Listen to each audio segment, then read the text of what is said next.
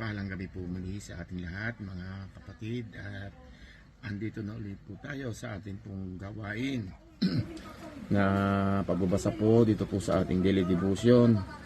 Nandito na po tayo sa chapter 11 ng Leviticus, at ang aking pong isishare dito ay mula Leviticus chapter 11 verse 1 to 7. At sinasabi nga po sa talatang ito, mga hayop na maaari at di maaaring kainin. Sinabi ni Yahweh kina Moises at Aaron, ganito ang sabihin ninyo sa bayang Israel, sa mga hayop na lumalakad sa lupa, makakain ninyo. Ang lahat ng hayop na biyak ang kuko at ngumunguya ng pagkain mula sa sikmura. Kaya ang kamilyo kahit ngumunguya ito, ngunit biyak ang kuko ay hindi dapat kainin. Ang dagang gubat ay ngumunguya rin ng pagkain mula sa sikmura, ngunit hindi biyak ang kuko. Hindi ito malinis, kaya hindi dapat kainin. Ang kunihong gubat ay ngumunguya rin ng pagkain galing sa sikmura, ngunit hindi rin biyak ang kuko nito, hindi ito malinis. Ang baboy, biyak ang mga kuko, ngunit hindi naman ngumunguya ng pagkain mula sa sikmura, kaya hindi ito dapat kainin. Amen. Salamat po sa Panginoon sa pagkabasa po ng kanyang banal na salita. Dito po sa talata na aking binasa, makikita po natin na sinabi po ng ating Panginoon kay Moises at kay Aaron na kung ano po yung mga pagkain na dapat kainin ng mga mga taga-Israelita po. Dito po natin makikita na yung pong kabutihan po ng ating Panginoon sa bayan po ng Israel. Kasi ito pong bayan ng Israel, ito po yung bayan po ng ating Panginoon. Ito po yung tinatawag pong Holy Land. At dito nga po, sinabi po ng ating Panginoon kay Moises at kay Aaron, hindi lahat ng hayop na lumalakad sa lupa na biak ang kuko ay dapat kainin. Dito po binigyan po ng instruction or guidelines ng ating Panginoon kung ano po yung dapat na kainin ng mga taga-Israelita. Bagaman po ito ay maraming hayop na pinagbabawal ng ating Panginoon, ay sila po ay talaga pong i-guide na kung ano po, binigyan po sila ng guidelines na kung ano po ang dapat nilang kainin. At dito po natin makikita na sa panahon po natin ngayon na yung pong mga ating kinakain ay nung pong panahon nung una sa Old Testament, yun po ay palay bawal, katulad po nitong baboy na ating kinakain na pang-araw-araw, na kung tutuusin po talaga blessed po tayo kasi hindi po natin inabot yung pong generation nung panahon po ng Old Testament.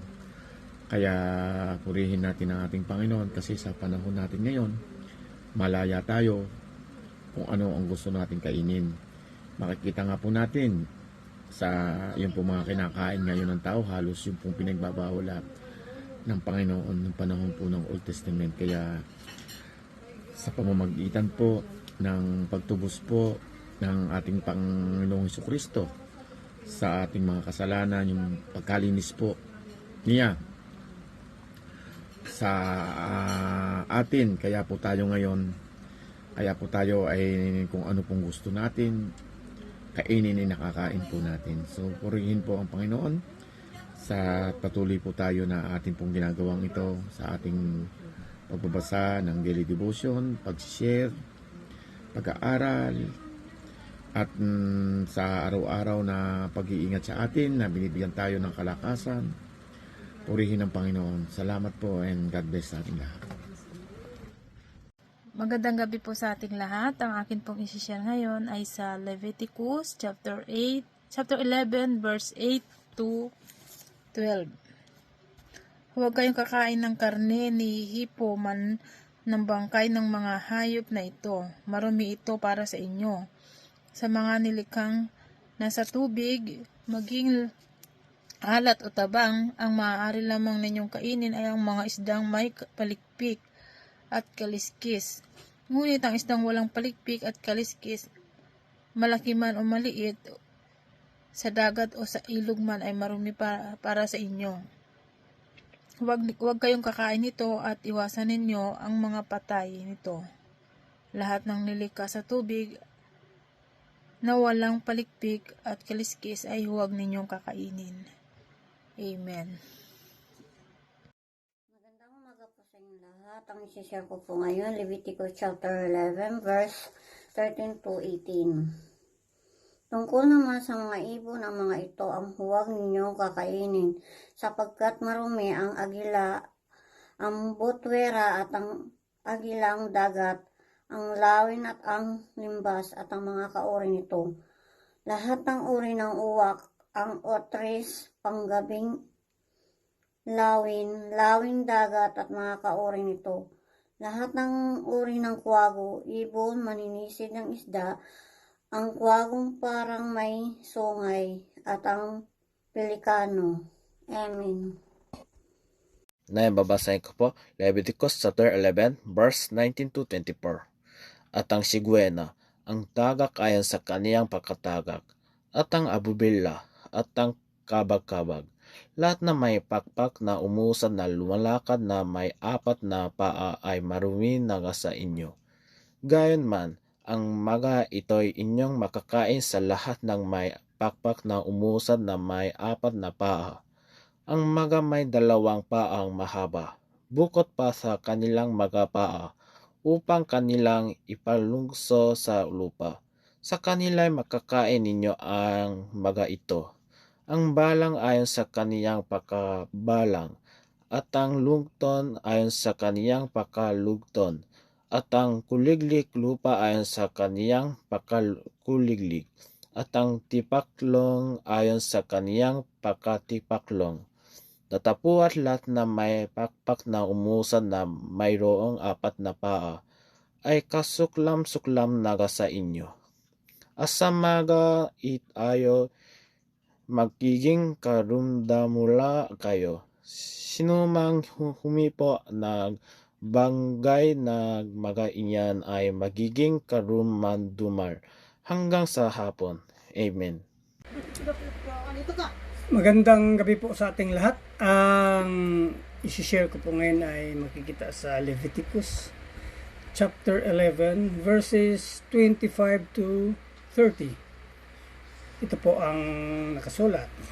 Huwag kayong hipo ng bangkay ng hayop na hindi biyak ang kuko at hindi nginunguyang muli ang kinain nito. Huwag din kayong hipo ng bangkay ng mga hayop na apat ang paa at may kukong pangkalmot. Ito rin ninyong marumi ang mga hayop na ito. At sinumang makahipo ng bangkay nila ay dapat maglaban ng kanyang damit. Pero ituturing pa rin siyang marumi hanggang sa paglubog ng araw. Ituring ninyong marumi ang mga hayop na gumagapang katulad ng daga, bubwet, butike, toko, bayawak, buhaya, bubuli, at honyango. Ang sinumang makahipo ng mga bangkay nito ay ituturing na marumi hanggang sa paglubog ng araw. Ang ibig sabihin nito po, ang makikita ko dito ay tulad nitong mga hayop na patay na hayop na biyak ang kuko, tulad ng baka, baboy. Hindi baboy kasi ang baboy hindi na nginunguya muli ang pagkain nito. Kalabaw. Yun ang pag may namatay pala, wag nating hipuin. Pero yung iba kinakain siyempre kasi sayang. Huwag din kayong hipon bangkay ng mga hayop na apat ang paa na may kukong pangkalmot. Ano ba yun? Kanggaro. Tulad ng pusa. Yun, aso. May pangkalmot yun eh. So, dapat pala hindi tayo manghipo ng mga patay na. Pero ilibing natin. Paano yan paglibing? Na lang. angklahan para libing. Siyempre hihipuin natin, pero nakalagay dito naman aga. Pag makahipo kayo ng bangkay nila, ay dapat maglaban ng damit.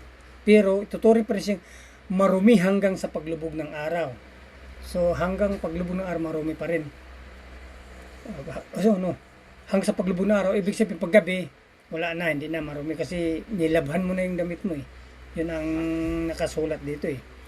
Tulad ng wag din ituring yung marumi yung mga hayop na gumagapang katulad ng taga, bubwit, butiki, tuko, bayawak at buhaya. Buhaya mahirap to kasi kinakagat ka, ikaw patayin nila eh. Pero patay na talaga, wala, okay na. Pero hindi pwede pala hipuin pa rin kasi ituturing na marumi hanggang sa paglubog pa rin ng araw. Ang mga hayop na ito ay ito mga marumi. Tulad ng mapagkain na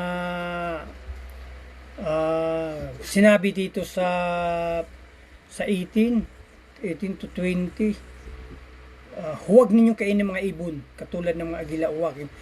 Tulad ng baboy. Hindi pala pwede kainin ng baboy noon sa Old Testament, pero sa New Testament dito sa Acts chapter 10 verse 15, sinabi doon na lahat ng Kristiyano ay pwede na kumain ng karne ng baboy dahil ito'y nilinis na ng Diyos.